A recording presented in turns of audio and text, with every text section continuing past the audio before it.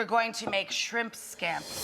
So for scampi, if you have the time, I peel and devein my own shrimp and then toast the shrimp shells in a pot with some aromatics, a bundle of, I made a display for you here, guys, a bundle of thyme and parsley. I throw in some peppercorns, a sliced lemon, some garlic, leek and or onion, and chicken stock or broth, right?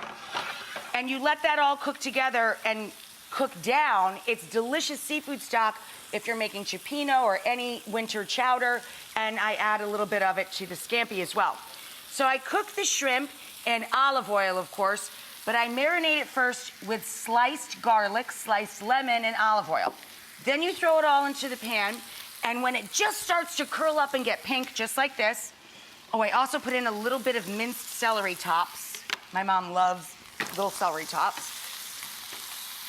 The greens of the celery, put that in, okay? Then we're gonna add to that Calabrian chili paste, or you can use crushed red pepper flake. The paste is a little milder, so I use that. I've got some of the sliced lemon in there from the marinade, and then we're gonna hit it with my favorite. The stock goes in too, but first I put in dry vermouth. So if you make martinis, you have this anyway. It's just fortified white wine, and you can use white wine also. But in Italian cooking, we use dry vermouth to take out the smell of seafood in the house. So it negates that factor. And then we always finish the sauce. We gloss the sauce with butter. Let that cook together. At the very, very, very end, right before you serve, giant squish of lemon. When the vermouth cooks away and is absorbed by the shrimp, I'll add a little bit of our stock for dipping bread. Here's our shrimp scampi. And this has the dry vermouth, lemon, garlic, Calabrian chili paste or crushed red pepper.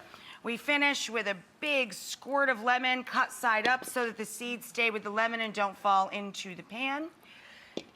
Some nice grassy, finely chopped parsley to go over the top. And then everybody's favorite, you soak the bread into the edges of the pan.